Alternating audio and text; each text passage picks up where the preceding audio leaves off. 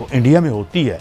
और नालायको, उसके foreign exchange reserve देखो, उस मुल्क में उसकी $2.5 ट्रिलियन की इकॉनमी है। और कौन सी गाड़ी है जो वहां नहीं बन रही, कौन सी दवाई वहां नहीं बन रही, आईटी का कौन सी बात बने। और नालायको कुछ ख्याल कर लेते, खा लेते हैं, हमने कौन सा रोक लेना था, मगर इतनी भूख न जाने कब खत्म होगी। मैं आपको इंडिया की एक और बहुत बड़ी अचीवमेंट बताता चलूँ गाइस। इंडिया ने इस साल के अंदर 150 से ज़्यादा कंट्रीज़ को अपने चावल प्रोवाइड कर दिए। गाइस, इंडिया अपनी टेक्नोलॉजी को यूज़ करके अपने किसान को रिलायबल कर रहा है। पाकिस्तान क्या कर रहा है? कितनी पुख्ती कि पूरी रियासत हजम करके भी अभी भूख खत्म नहीं हो रही। नालायको, इंडियंस जो है रूलिंग करेंगे ऑल ओवर द वर्ल्ड, क्या लगता है ऐसा पॉसिबल है?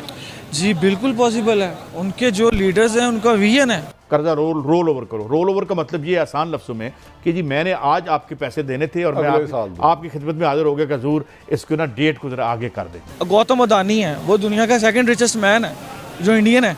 इसका मतलब है समथिंग इंडिया वो एक्स्ट्रा ऑर्डिनरी कर रहा है। मैं सोच रहा हूँ कि अगले 2-3 महीने में दिसंबर में आप देखेंगे कि मुल्क के और इकनॉमिक हालात खराब होंगे और मुल्क में अनरेस्ट ज़्यादा हो जाए। मामला ये है कि इस तरह की क्लासिकल नालायकी से ये वतन अजीज की मैशत चलाई गई है। इंडिया हमारा पड़ोसी कंट्री जिस किस्म से ग्रो कर रहा, 5G लॉन्च कर दिया, वर्ल्ड की 5th लार्जेस्ट इकोनॉमी बन गया।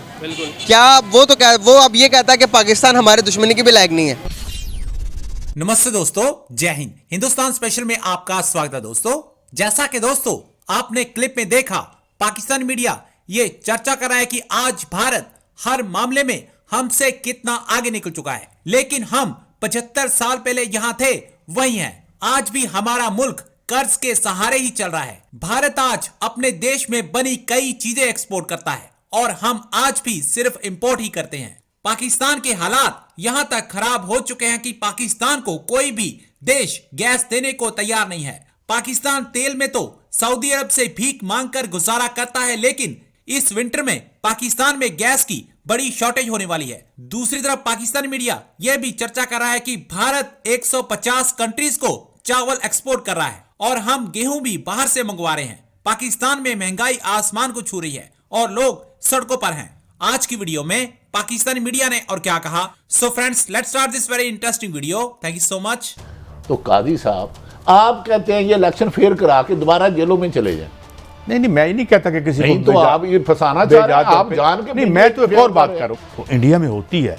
और नालायको, उसके फॉरेन एक्सचेंज रिजर्व देखो, उस मुल्क में उसकी $2.5 ट्रिलियन की इकॉनमी है।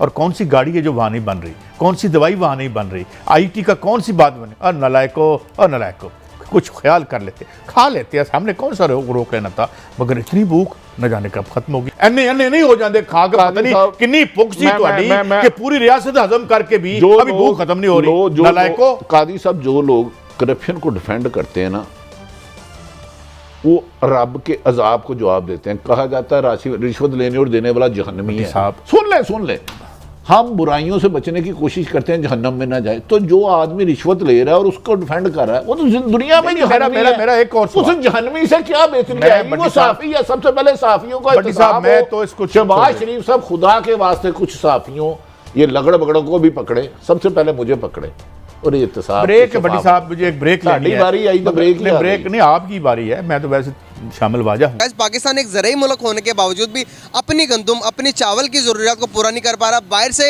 इंपोर्ट करता है, जबकि इंडिया 150 कंट्रीज़ को एक्सपोर्ट करता है। अगर मैं बात करूँ ज़राई मुल्कों की, पाकिस्तान भी ज़राई मुल्क है, इंडिया भी ज़राई मुल्क है। और जो उनसे एशिया में आते तकरीबन, जो कि हमारे हमसाये तकरीबन ज़राई मुल्क है, सब अपनी ज़रूरियात को पूरा करते हैं। अपनी जो गंदुम होती, चावल होती है, इसके अलावा भी जो भी अनाज होता है, सब अपनी ज़रूरत पूरी कर रहे हैं। लेकिन पाकिस्तान में सब कुछ होने के बाद भी अपनी ज़रूरियात पूरी नहीं कर पा रहा, दूसरी कंट्री से इंपोर्ट करता है। वजह करप्शन, स्टॉकिंग करते हैं हम।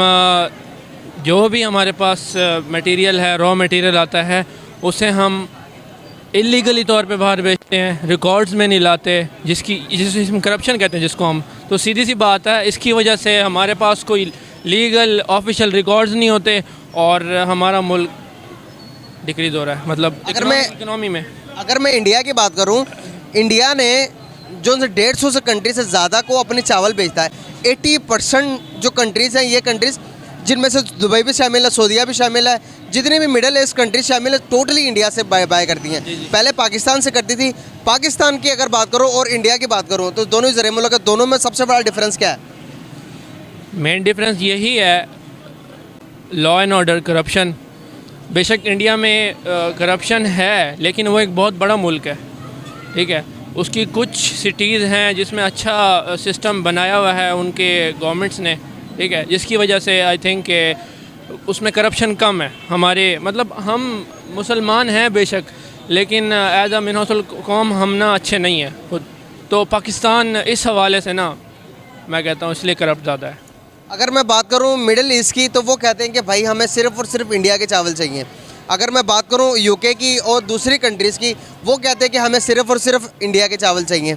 क्या वजूहत है? उनकी टेक्नोलॉजी में कोई डिफरेंस है या उनको बनाने में डिफरेंस है? क्या वजूहत है? हमें प्रोडक्ट सेल करना नहीं आता। हमारे किसानों को फैसिलिटीज़ नहीं मिल रही, हमारे किसानों को पूरी फैसिलिटीज़ नहीं मिल रही, सही तरह से फार्मिंग नहीं हो रही, ठीक है, लोन्स प्रोवाइड नहीं हो रहे, गरीब है हमारा किसान। जब गरीब होगा तो फिर प्रोडक्शन कैसे अच्छी होगी? आप बताएं ना। आप सही बात है, सही कह रहे हैं हमने इमरान खान साहब की जब हुकूमत थी, इमरान खान साहब गए थे जी रशिया के पास, रशिया से कुछ साइन करवाए, कुछ ऑर्डर्स करवाए, इमरान खान साहब की हुकूमत गई तो वो ऑर्डर भी गए।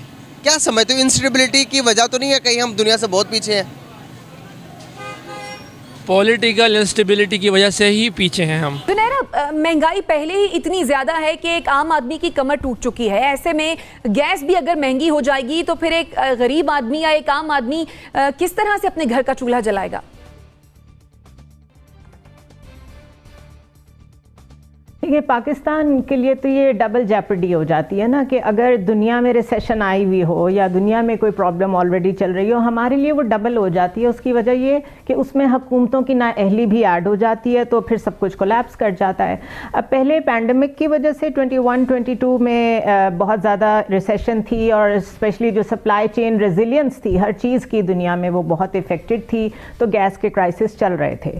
उसके बाद यूक्रेन वॉर की वजह से जो the world is largely divided US और रशिया की पॉलिटिक्स में, उसकी वजह से यूरोप में भी इतने ज़्यादा हाई रेट्स पे वो लोग गैस खरीद रहे हैं कि उसकी वजह से जो गैस बेचने वाले लोग हैं उन्होंने पाकिस्तान जैसे मुल्कों के टेंडर ही एक्सेप्ट करने बंद कर दिए। 1 महीना पहले ब्लूमबर्ग ने कहा था कि पाकिस्तान को किसी गैस कंपनी ने रिस्पॉन्ड नहीं किया। तो आने वाली सर्दियाँ, अभी अगस्त था तो उन्होंने कहा था आने वाली सर्दियाँ जो हैं वो बड़ी डेवस्टेटिंग होंगी लोगों के लिए। अब उसके लिए इन 3 महीनों में जब आपको कहीं से भी किसी कंपनी ने भी रिस्पॉन्ड नहीं किया, ऑन स्पॉट बाइंग की कोशिश की है या क्या किया है, उसके ऊपर कोई इन्फॉर्मेशन नहीं है हमारे पास, बिकॉज फाइनेंस मिनिस्टर जो हैं वो एक लिम्बो में काम कर रहे हैं, एक ऑब्लिवियन में काम कर रहे हैं, हमें नहीं मालूम क्या हो रहा है। सो बेसिकली ठीक है, पूरी दुनिया में इस वक्त प्रॉब्लम है। यूरोपियन मुल्क महंगी से महंगी खरीद के भी अपने लोगों को गैस दे रहे हैं, लेकिन दे रहे हैं। हमारे यहाँ लोड शेडिंग होगी, I am very sure about it कि ये विंटर्स काफ़ी डिफ़िकल्ट होंगी और बिल्स उतने ही आएंगे, यानी बल्कि उससे ज़्यादा आएंगे।